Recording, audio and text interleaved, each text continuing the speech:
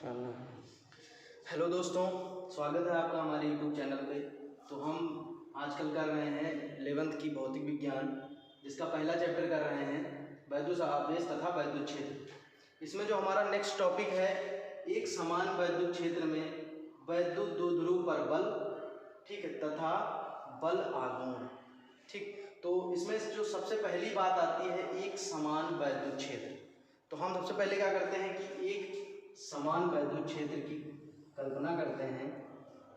हमने कहा कि एक समान वैद्युत क्षेत्र हमें तैयार करना है।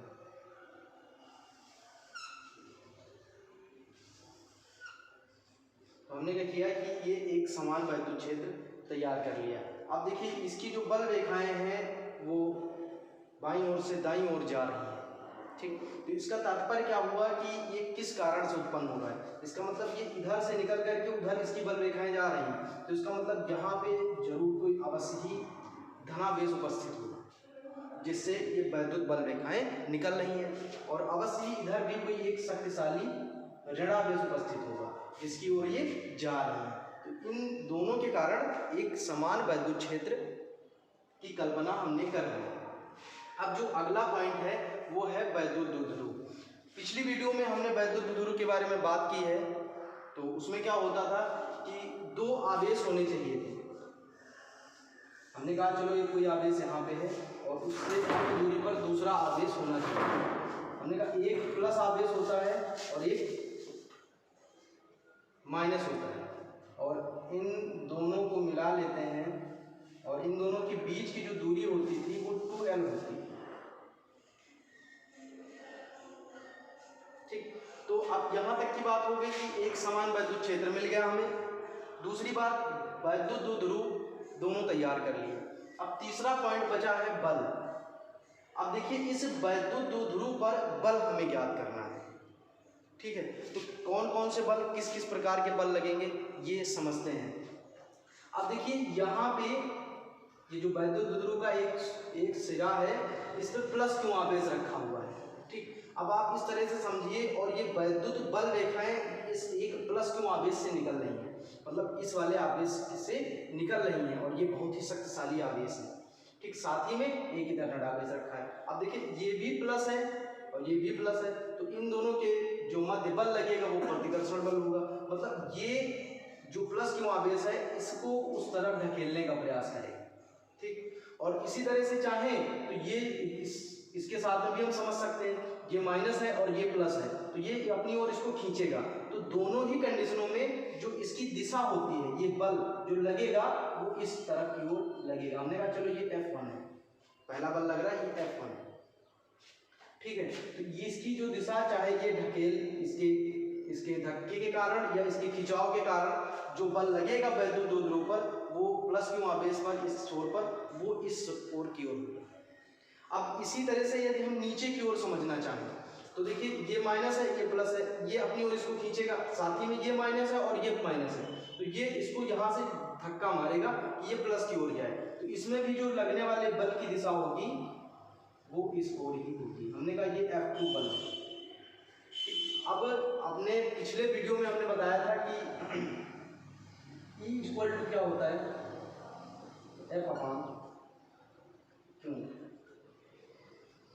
ठीक है, E इक्वल टू क्या होता है, F अपान क्यू। और यहाँ से यदि हम F का मान निकालना चाहें तो F इक्वल टू क्या हो जाएगा, E क्यू। तो यहाँ पे देखिए आवेश उतना ही है, क्यों है, और ये जो एक वैद्युत क्षेत्र बना है इसे हम ऐसे लिखते हैं, तो क्या हो जाएगा कि E क्यू। साथ ही साथ में इसके साथ में भी ऐसे हो जाएगा, क्यू और E। ठीक है, तो अब एक समान वैद्युत क्षेत्र में रखे हुए वैद्युत द्विध्रुव पर दो प्रकार के बल कार्य कर रहे हैं। एक बल है जो इसके खिंचाव के कारण कहें या धक्के के कारण इधर की ओर जा रहा है, और दूसरा इस साइड की ओर लग रहा है। दोनों बल कार्य कर रहे हैं। अब वैद्युत द्विध्रुव एक है तो इस पे लगने वाले दो बल हैं, तो हमें यदि पूरे बल का गणना करनी हो तो इन दोनों बलों को जोड़ लेंगे। क्या करेंगे, जोड़ लेंगे। तो क्या लिखेंगे, वैद्युत द्विध्रुव पर नेट बल। अब देखिए नेट बल निकालने के लिए क्या करना पड़ेगा, F और साथ ही में F1 प्लस F2। ये बल लग रहा है और ये बल लग रहा है, ये दोनों बल लग तो रहे हैं वैद्युत द्विध्रुव पर ही, और ये आपको वैद्युत द्विध्रुव है, इसी पे दोनों बल कार्य कर रहे हैं। तो इन दोनों बलों को यदि हम जोड़ लेते हैं तो हमें इस वैद्युत द्विध्रुव पर लगने वाले कुल बल की परिमाण प्राप्त हो जाएगा, कुल बल का परिमाण हमें ज्ञात हो जाएगा। ठीक, तो अब हम जानते हैं कि F1 का मान कितना है, क्यों ही, साथ ही में F2 का मान कितना है, क्यों ही, जोड़ लेते हैं तो F इक्वल टू क्यों ही। अब देखिए साथ साथ में ये दोनों बल बराबर हैं, ये जो दोनों बल हैं ये बराबर हैं, लेकिन इनकी जो दिशाएं हैं वो विपरीत हैं, एक दाईं ओर है तो एक बाईं ओर है। इस वजह से एक को हम प्लस के साथ देंगे और एक को लेंगे माइनस के साथ, और जब ये दूसरे वाले बल यानी कि F2 को हम माइनस के साथ ले रहे हैं तो जहाँ पे प्लस है तो माइनस और प्लस मिलकर के हो जाएंगे माइनस। ठीक, अब देखिए ये प्लस है आपको और ये माइनस, ये दोनों हो जाएंगे, कट जाएंगे, तो F इक्वल टू 0, यानी कि जो नेट बल निकल के आ रहा है हमारा वो कितना है, वैद्युत द्विध्रुव पे जो नेट बल लगेगा वो होगा 0, यानी कि अगर नेट बल की हम गणना करेंगे तो वो इस पे 0 हो जाएगा। ऐसा क्यों हो रहा है, लग तो दो बल रहे हैं, एक F1 और दूसरा F2, लेकिन इन दोनों के परिमाण आपस में बराबर हैं तथा दिशाएं विपरीत हैं, इस वजह से ये दोनों क्या कर रहे हैं, एक दूसरे को निरस्त कर दे रहे हैं। ठीक, तो यहाँ पे क्या हम लिख सकते हैं, अर्थात कोई भी स्थानांतरित गति नहीं होगी, तो वैद्युत द्विध्रुव है उसकी कोई भी स्थानांतरित गति नहीं होगी, क्योंकि इसके बीच में लगने वाला जो बल है वो 0 है। तो यहां तक की बात हो गई। अब आगे बात करते हैं। हमने देख लिया कि एक समान वैद्युत क्षेत्र में रखे हुए वैद्युत द्विध्रुव पर कितना बल कार्य करता है और उसका नेट बल कितना होता है। अब अगली बात करते हैं वैद्युत द्विध्रुव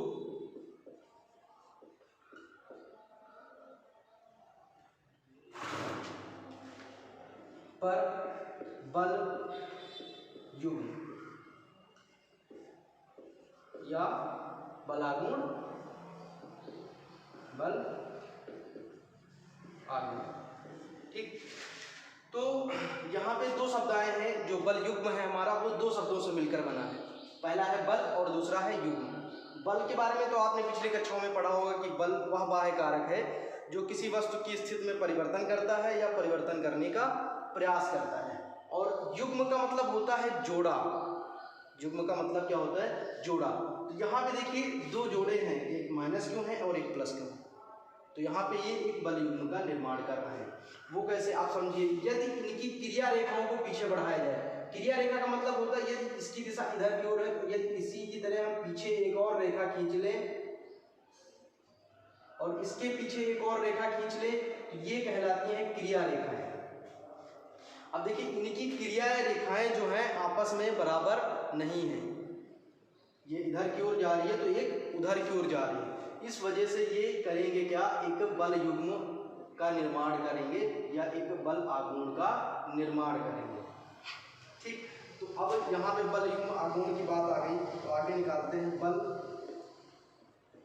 युग्म का बल आघूर्ण। ठीक, और इस बल आघूर्ण के कारण क्या होगा कि इसकी क्रिया रेखा इस तरफ है और इसकी क्रिया रेखा इस तरफ है, तो ये क्या करेंगे कि इस वैद्युत द्विध्रुव को वैद्युत क्षेत्र की दिशा में घुमाने का प्रयास करेगा। आप समझिए कि यदि हम कहें ये मार्कर यहाँ पे रखा हुआ है, ठीक, तो और इस पे एक बल कार्य कर रहा है जो इधर इस सिरे को यहाँ ले जाना चाहता है, और एक बल इसके नीचे सिरे पर कार्य कर रहा है जो इसको ऊपर की ओर ले जाना चाहता है। तो जब दोनों प्रकार के बल लग रहे हैं ये मार्कर क्या होगा, ऐसे ऐसे घूमना स्टार्ट हो जाएगा, ऐसे ऐसे घूमना स्टार्ट हो जाएगा, किस दिशा में, वैद्युत क्षेत्र की दिशा में। तो इस बल युग्म के कारण ये वैद्युत द्विध्रुव वैद्युत क्षेत्र की दिशा में घूमने का प्रयत्न करेगा। ठीक, तो यहाँ पे हम बल युग्म की बात कर रहे हैं, तो इसको हम 2 से प्रदर्शित करते हैं और इसका फार्मूला जो होता है बल गुणे बलों के बीच की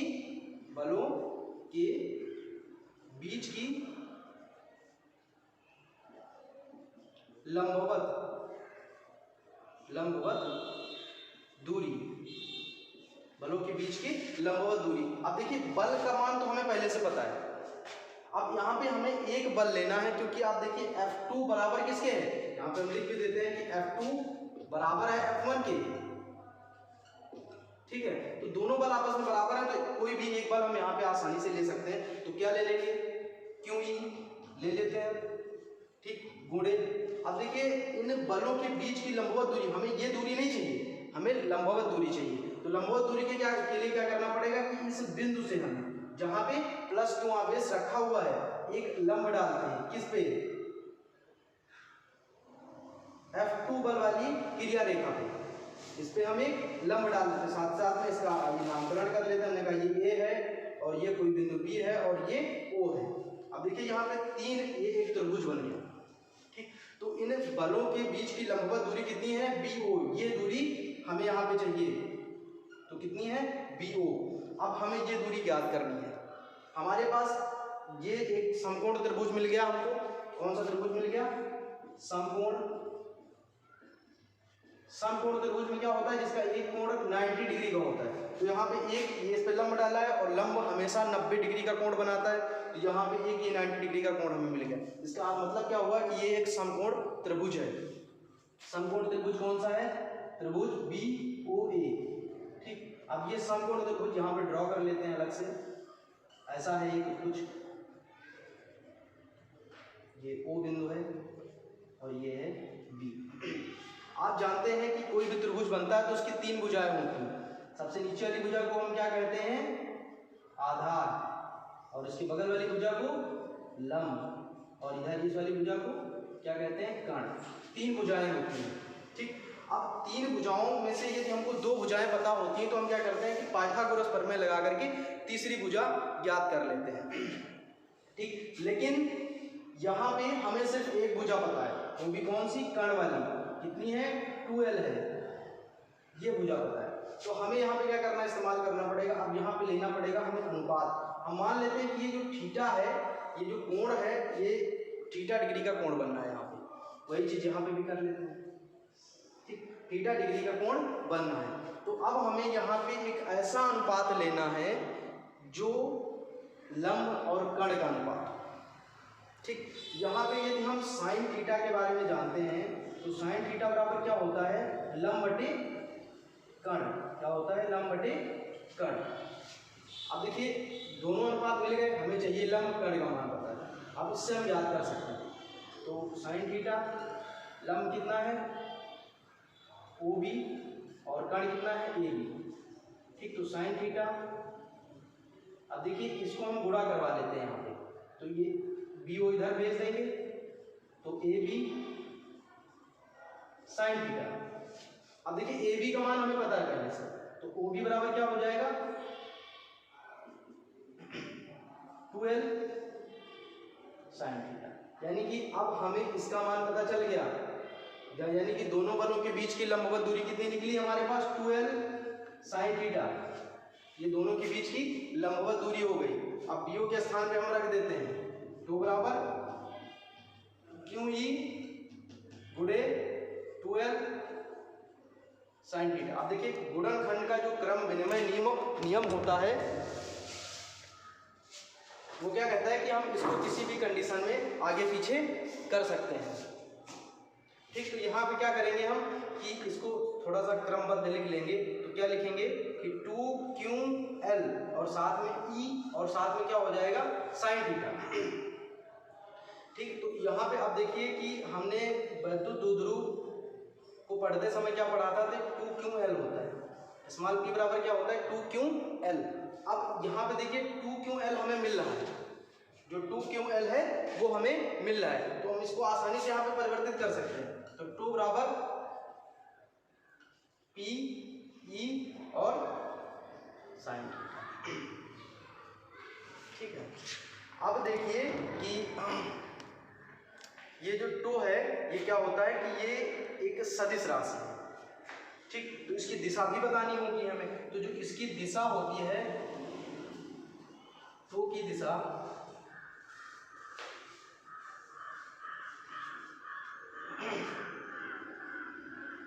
P, जो हमारा P है, तथा E, दोनों के लंबवत होगी, ठीक। अब देखिए, आपने 11th क्लास में सदिश गुणनफल के बारे में पढ़ा। इसके बारे में, सदिश गुणनफल के बारे में। वहां होता क्या था कि vector A dot vector B, ये क्या होते थे? सदिश गुणनफल। सदिश गुणन, इसे क्या कहते थे? सदिश गुणन। फर्स्ट ईयर में पढ़ा होगा, आप लोगों को याद हो। तो इसको हम क्या करते थे कि ए बी साइन थीटा लिख देते थे। क्या लिख देते थे? A B sine theta. तो अब देखिए कि ये वाला जो हमारा रूप है वो इस रूप में लिखा हुआ है हमारे सामने। ये जो रूप है वो इस रूप में लिखा हुआ है। तो इस वाले रूप को हम इस रूप में लिख सकते हैं। तो क्या लिखेंगे? तो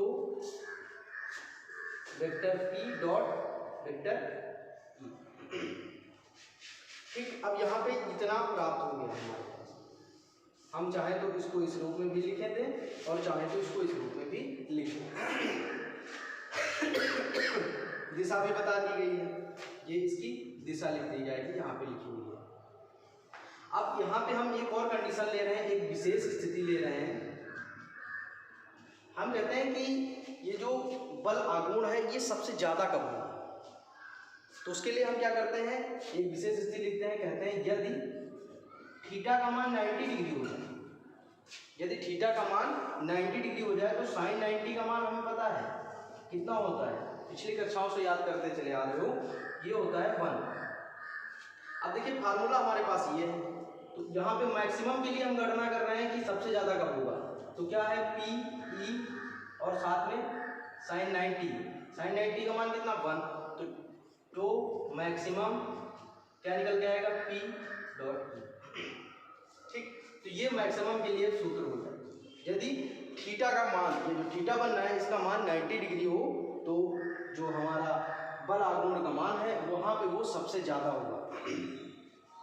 तो उम्मीद करते हैं कि आपको एक समान वैद्युत क्षेत्र में वैद्युत द्विध्रुव पर बल तथा बल आघूर्ण अच्छे से समझ में आ गया होगा। मिलते हैं तब तक के लिए, धन्यवाद। अगले वीडियो में नए टॉपिक के साथ।